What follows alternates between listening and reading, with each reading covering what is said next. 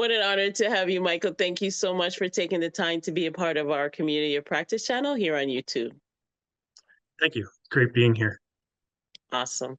So, as always, we begin by acknowledging the original stewards of the various lands that we are on.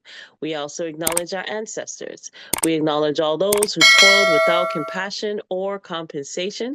We acknowledge all the elders and community stalwarts whose shoulders we stand on as we build, share, learn together for our collective liberation and sovereignty. So, if you can please do us the honors by introducing yourself to our listeners and viewers and tell us about your amazing work. Absolutely. So my name is Michael Mooney, and really a little bit about myself. First and foremost, I'm a father of two wonderful little girls who are have been a big influence on why I've undertaken the work that I've undertaken. My work really lives kind of in the spaces where systems and people meet, quite often kind of in that uneasy tension. I've sat as the president of provincial certification bodies, led infrastructure programs, AI initiatives, and healthcare advocacy across my career. And really, it's because I find those things aren't tidy, but it's the work that really matters and where community and kind of policy and systems kind of intersect. So my background is traditionally in engineering and regulatory leadership, but most of what I know about systems actually comes from a lot of lived experience. So I've been a parent at the edge of kind of the healthcare systems with critically ill child.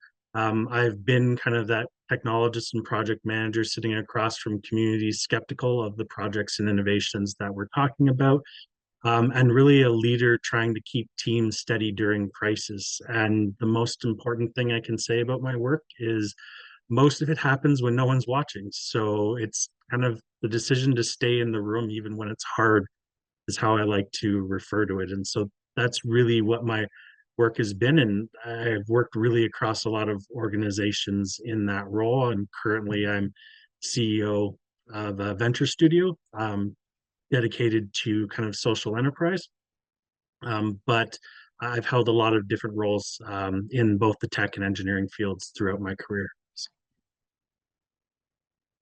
Wow, that's amazing. That's amazing. So that was my next question. Like, what inspires you? You said your two beautiful daughters. Is there anything else?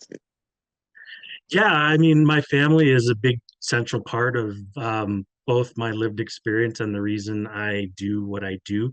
We've had to deal with a lot of struggle. I grew up in poverty here in the country, this country, which surprises a lot of people to the degree of which that is. And I've had to navigate kind of systems that were supposed to be there for me as a child, but weren't, as well as kind of coming of age and kind of going through my career trying to manage those systems for my family. Healthcare systems, while amazing in Canada, there's still a lot of gaps. And also the idea of like decisions being made too far away from those that they impact. And so that is really kind of what has grounded kind of my values and ethics in the work that I do. That's awesome. It's great when you have, supportive family that sees your vision and, just streamlines and makes things much more, easier to Yeah. maneuver because it's not it's hard work. That's what I like to call this, Yes. that we do. Yeah. Awesome. So, now what are some of the challenges or barriers that you face in your work and how have you been able to overcome them? So I think so a lot of the barriers and challenges that I face are around the idea of getting kind of stepping beyond kind of ethics and inclusion as kind of a checklist and really getting boards, companies, projects to understand that engagement and kind of a community of practice really involves committing in a much more meaningful way than just kind of tokenism. And in fairness to most of the organizations I work with, they're not aware that what they're doing is tokenism in terms of inclusion of various voices. And so a lot of it is about helping to educate them. But what I find really is the biggest barrier is the uncomfortable. And so that is to get groups that are supposed to be having difficult conversations actually having those meaningful, difficult conversations to have so we can move forward on issues, whether that's acknowledging tensions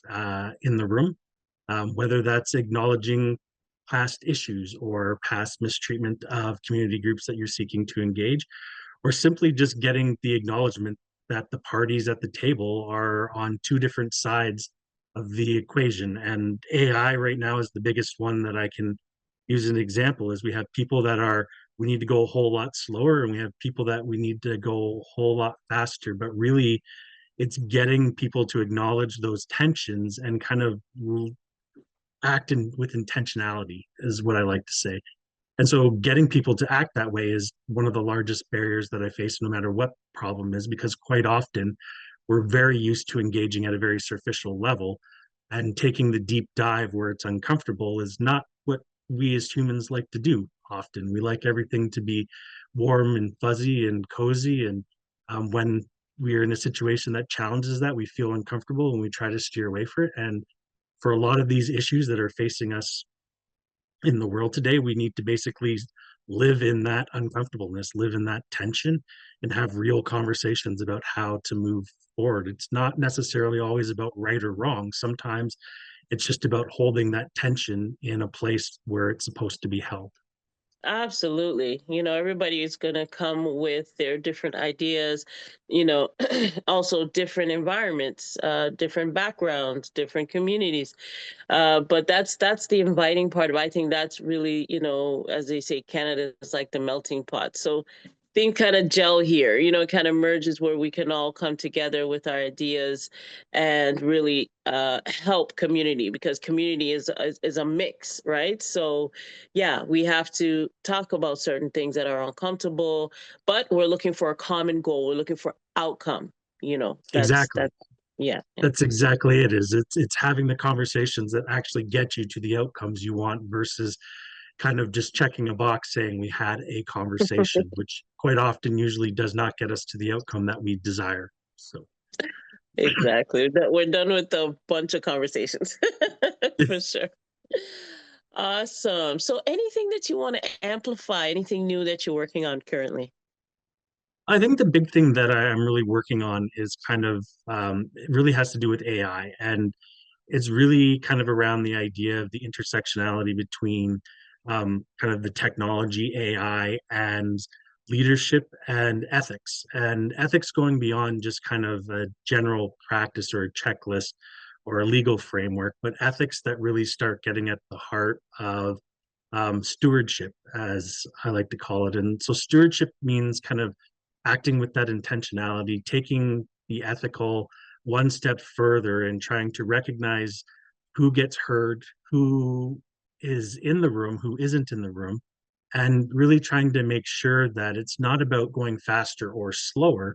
It's about intentionality. So stating the outcomes that we actually want and then intentionally doing the work to actually achieve those, not just saying, trust us, we'll add this on later. Because I mean, the reality is, in terms of impact on communities, where AI is going to have its biggest impact, um, is you can't, it's not a bolt on. Like you need to intentionally design the system to reflect the outcomes that you want. And so that's what a lot of my work is doing around AI right now. And so a lot of people will call that ethical AI or resilience. And I refer to it more as a stewardship, right? It's taking on the intentional mantra that your job here is to steward um, our communities and really make sure that AI is for the benefit of all, and not just AI, any technology really, right? So we have this trend of like we kind of idolize disruption, and but disruption without intention is just causing damage to systems and to people and harming people. And the idea is that disruption on its own isn't a bad thing. The technology itself may be neutral, but when it comes to things like AI, the social norms, the structures, the systems, the data, everything that we're baking into these systems actually are weighting the system in one direction or the other. And right now, we're seeing a lot of cases where we're building in those historical biases and issues that we've been trying to avoid. And technologies like AI are just acting as a fault force multiplier on those intentions. So we're seeing things resurface that I won't be naive enough to say that we had solved, but we'd made progress on, and it seems a lot lately with amplification, we're backsliding on a lot of those things. And I do think um, kind of our idolization of just kind of going fast and disrupting without kind of holding people accountable to intentionality and those outcomes that they state are going to have is part of the issue. Technology is changing more and more quickly every day, and we need adaptive systems that can keep up with it. And some of the old frameworks that we have in place, they may have served us in the past, but they definitely aren't serving us in today's dynamic. Uh, so, Absolutely agree. Yeah, absolutely. So let me ask you, how do you feel about the future of social impact in Canada and just like overall? so for me, so I feel pretty like so for me personally, I'm committed to the idea of social impact or social enterprise.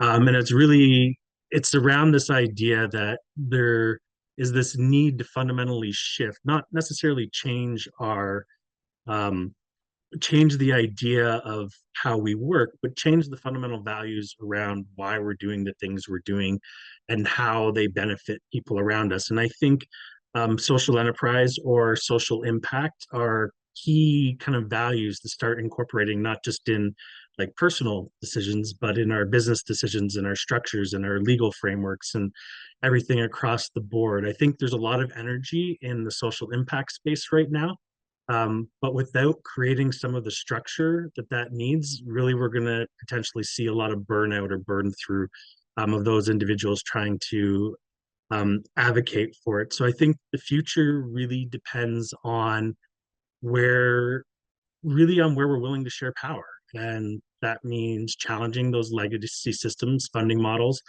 legitimacy definitions.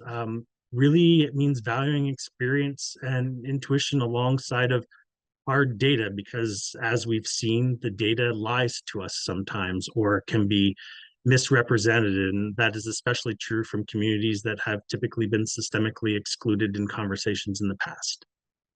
So I am hopeful with regards to social impact and social enterprise, but it's not because it's necessarily a guaranteed outcome. It's because it goes to something I was talking about before, and that's the intentionality.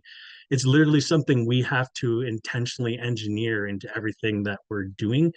And I do think that there are enough people willing to lead from kind of a place of care, courage, and accountability that the future for this idea is bright, but it's not going to be without its struggles and its late nights and its hard decisions to get us there. Exactly. You hit that head, right on the head there because, accountability is what this generation, like Gen Z and moving forward. And, we are creating the platform, we are really amplifying it out there, but we know we have to pass the torch on. So, what are we actually leaving for the next generation in order to carry this on? So I see exactly what you're saying, and this new generation is holding us accountable, so they want answers. They want who, what, when, where, and why. They So are, that, and yeah. yeah, they are. And there's a story I like to tell, which is really kind of the idea of kind of planting a tree that you will not be able to sit in the shade of because Mm, it takes time. It's for future generations. And to me, that symbolism is very important to the work that I do. And it's really about making the decision to do something that may not necessarily directly benefit you, but will benefit those to come. Right. And so, love that. Love that. Love that. Awesome. Awesome. So what does success look like to you? If I ask you, what does success look like to you? What would you say? so yeah, I mean, I think, so, I mean, I could use the buzzwords, what success looks like, but I think for me, it's a lot quieter than that. My goal really is to build systems that don't collapse under pressure, right? And so it's not acknowledging that we live in a perfect world. It's actually the opposite. It's we live in a complex world that we constantly face challenges and pressure. And how do our systems cope with that? And really to ensure that people that are doing the work to hold those systems together for the benefit of all aren't left behind. And really, so that's kind of a quiet durability.